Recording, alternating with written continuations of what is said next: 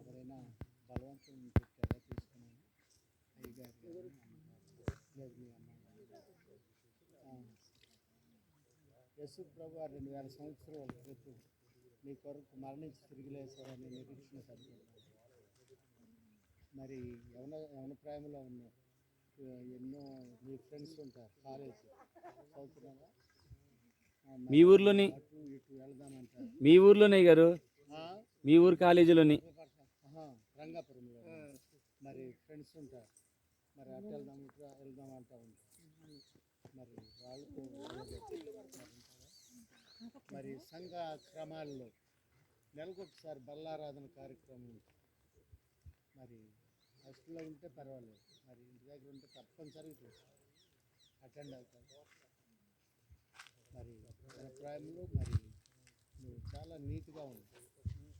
ఏదో తీసుకున్నాం అయిపోయిందంటే ఓయ్ ఈ మీటింగ్ ఏంటి ఇను ప్రియమైన సేవకులకు సహోదరులకు మరి కావ్య ఇచ్చిన సాక్ష్యమును బట్టి ఎన్ని ఆటంకాలు వచ్చినా అభ్యంతరాలు వచ్చినా దేవుని కొరకే జీవిస్తాను, నా ఇష్టం కాదు దేవుని ఇష్ట ప్రకారమే జీవిస్తాను అని రక్షణ సాక్ష్యం ఇచ్చింది.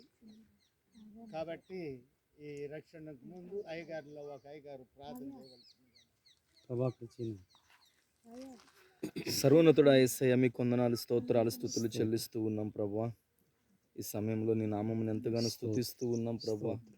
ఆనాడు ప్రభును చేసిన సిలువ త్యాగము ప్రభువా ఈ దినాల్లో ప్రభు అనేక మంది జీవితాల్లో ఫలిస్తుంది. నీ బిడ్డ కావ్య జీవితంలో కూడా ప్రభువా ఆ సిలువ త్యాగాన్ని మీరు ఫలింప చేస్తున్నందుకు మీకు వందనాలు.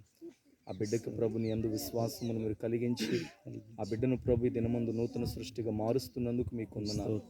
ఆ బిడ్డ ఇది మొదలుకొని ప్రభువా నీకే తన జీవితాన్ని సమర్పించుకొని ప్రభువా నిన్ను మహిమపరిచే జీవితాన్ని బ్రతుకు దినములన్నీ కూడా యవ్వన కాలంలో ప్రభువా ఇదిగో తండ్రి నీ కాడిని మోపండి ప్రభువా.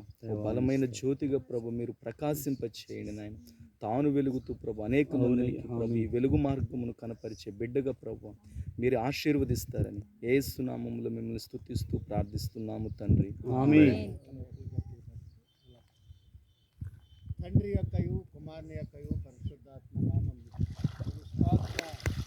నా సంకటములన్నీయు తీరిపోయే సంహార దూత నన్ను